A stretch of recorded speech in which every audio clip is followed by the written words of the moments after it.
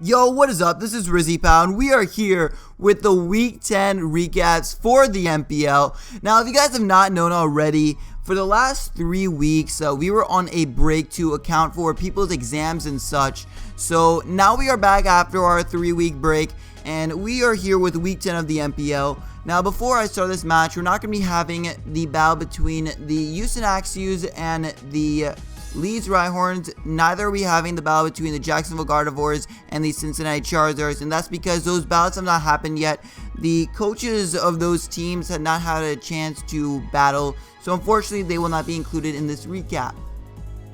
Now we're going to kick this recap off with the battle between the Miami Dolphins and the Sacramento Kingdoms. This is a really interesting match just because both teams had their win conditions pretty much set right at team preview. You know, Eric had his AV Machamp, which really wrecked Ash's team, and Ash did have really offensive threats on his team, such as he actually brought a Banded Bisharp this week, which ended up proving to be a major asset to his team, and Ash also had the Megazord Y, which is always a threat.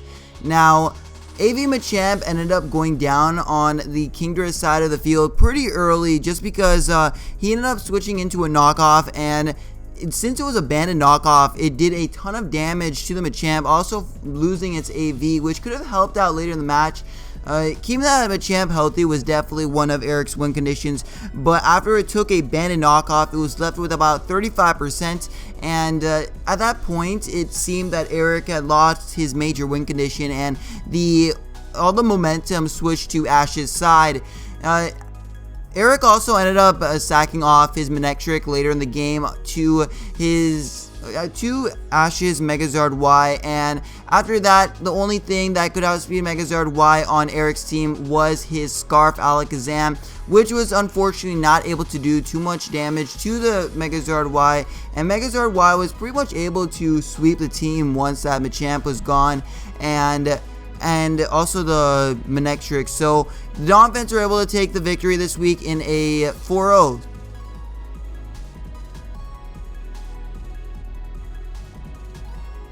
Okay, the next match is going to be the Phoenix Sunflowers against the Columbus Blue Stripes. Now, if you guys did not know that already, I am actually the coach of the Phoenix Sunflowers, so this recap might be a little bit more biased, I guess.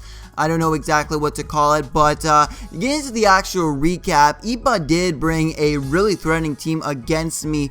He brought an unaware Clefable, to stop my superior, as well as him bringing a, stuff to end up, pretty much degrading my walls and such. He brought a Rough Skin Rocky Helmet defensive Chomp, which really helped him with my Chansey, because I ended up taking, both Rocky Helmet and Rough Skin damage with my Chansey, and I didn't have any other way of hitting him because I ended up running a Cleric Chansey this week with Wish, Protect, Heal Bell, and Seismic Toss. And Seismic Toss is a physical touching move, but that made me able to take all that Rough Skin Rock Helmet damage, and my Chansey ended up getting wear down quicker than I would have liked it to. My Slowbro ended up getting toxic. I never got a chance to heal Bell up with it, and stuff were not looking too good for me.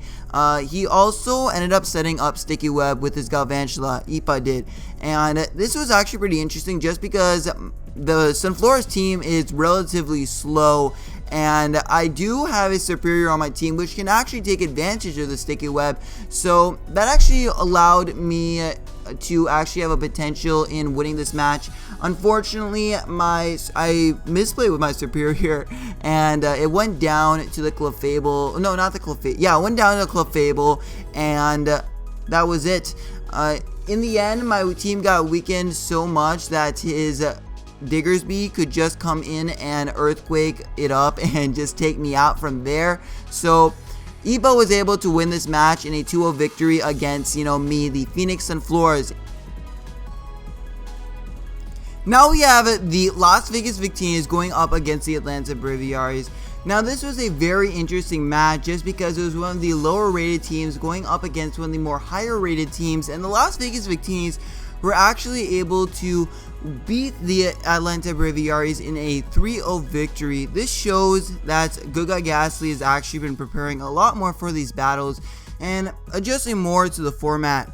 So during this match, the Victinis were able to get a crucial Thunderwave off on the Breviaries Mega Latios, crippling it, and this was huge just because it was one of Moxie's main win conditions, and GGG did not really have anything to switch into this dragon.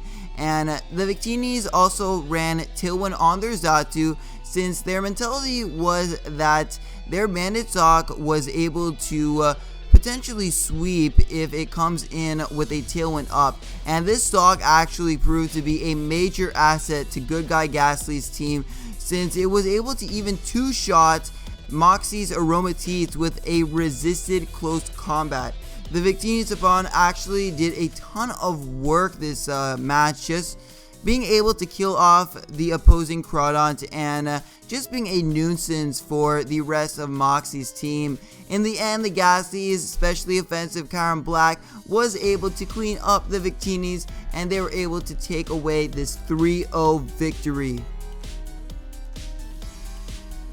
So now we have the Equity Gengars up against the Washington Shedskins. So Dan's Mega Gardevoir really pressured Lax's match, since it was just able to fire off Hyper Voices, and Lax's only real switch in for it was his Magnezone. Lax had also decided to bring Sticky Web up against Dan this week, which really helped his mons to outspeed Gardevoir, Electivire, Manaphy, and even Jirachi on Dan's side. Unfortunately, also during the beginning of this match, the Gengars were actually able to freeze the Shedskins crest, and this allowed the Gengars to just pretty much take the crest out without the crest even being able to do anything, since it was frozen for like 3 or 4 turns in a row. And ultimately, Lax was able to weaken Dan's team enough where Choice Banded Flare Blitz from the Reckless Emboar was able to clean up Dan's team in a very close 1-0 victory for the Washington Shedskins. So now we have the match between the Dallas Torregas and the Anaheim Alterias. So during the beginning of this match, the Alterias carried a counter on their Dusclops, and this actually allowed them to weaken Entei during the first couple of turns, since Entei came in, went for Sacred Fire on the Dusclops, and it received a counter, and it was left with about 25% HP, which was very important for this match just because Entei could not end up coming in, taking a hit at all, and it had to be kind of preserved for the end to be able to sweep with E-Speed. The Storevas also had a really good idea for this match. They carried Chople Berry on their Snorlax because they knew one of the only counters to the Snorlax on the Alteria's team were Mienshao and Heracross, and since they had this Chople Berry, their Heracross was able to come in, and since Snorlax was already at +1/+1, Snorlax was able to eat the Chople Berry, and the close combat only did like 25% to the Snorlax, and Snorlax was able to kill it with a Body Slam, since Heracross had lower defenses, and this was really big because it was one of the only things that could have stopped Snorlax. So later this match, which was really important, was that the Scarf Flygon was able to come in on the Zoroark and able to start going for Outrages, which was actually really important. It started destroying a Mystic's team pretty much, and his only way to stop this was he actually put Focus Sash earlier in the match on his Latios, and it was forced to be able to take that hit and bring it down to his Focus Sash and take out the Flygon. Flygon was literally destroying everything, and that was the only way that that Mystic could have actually survived against that Latios. It really hurt Mystic, that all those outrages from that Flygon really put him in a bad position, because it was at the point where Trip's Sashed Breloom could actually just come in, spore something, and start setting up, and it actually was able to put his Charizard to sleep, and that was very bad because Charizard was one of the things that was actually allowing Mystic to potentially still be able to win this match. Although once it went to sleep and once Breloom went down, E-Speed Entei was just able to clean up, and this gave the Trip the victory in this match in a 4-0. Okay, we are here with our next battle between the San Francisco 49 Tails and the Motor City Moltres. And this was a very interesting match once again. Baiser's Slowking actually put in a ton of work this match. It's new to his team, I know, and it proved to be a really big asset. It took out the Zygarde, and it just pressured Cypher's team a ton in this match. Cypher also actually decided to run a physical Nidoking this week, which is actually really interesting. It made sort of sense a little bit, you know, well, it made a little bit of sense. I know, like, for example, the Scizor could have been a really big nuisance, and as well as the Slowking on his on the opponent's team, a physical Nidoking could do a lot more work against that Slowking. So that kind of made sense right over there. Although his Talonflame also, Cypher also brought a Talonflame this week, which was kind of interesting, especially since Bowser did have both a Diancie and a Rotom Heat.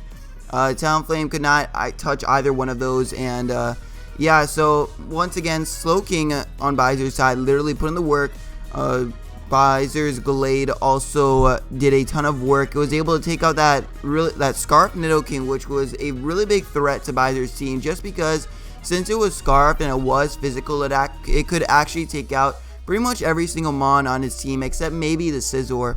But Glade taking it out towards the end of the match really proves to be well as Bowser getting up his rocks. He got his rocks up pretty middle in the match, and he got it up with his Diancie up against the Cypher's Starmie, and Starmie actually switching on this thing. Cypher actually decided to run a Focus Sash Starmie this week, which was also pretty interesting because he actually sacked it off.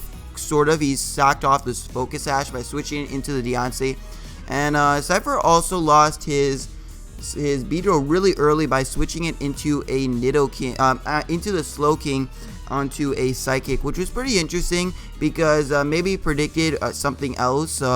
Maybe he was especially defensive, I don't know, and he predicted a Scald. But Cypher losing the Nidoking so early in the match really was not good for him, just because that Beedrill could have put in a ton of work against Bowser's team. But in the end, Bowser and the San Francisco 49tails were able to take this victory up against the Motor City Moltres in a 3-0. Alright, these have been the Week 10 recaps for the MPL, and I hope you guys enjoyed after a 3-week break. And we will see you again, guys, next week. So remember to drop a like on this video. This has been RizzyPOW, and I am out. Peace.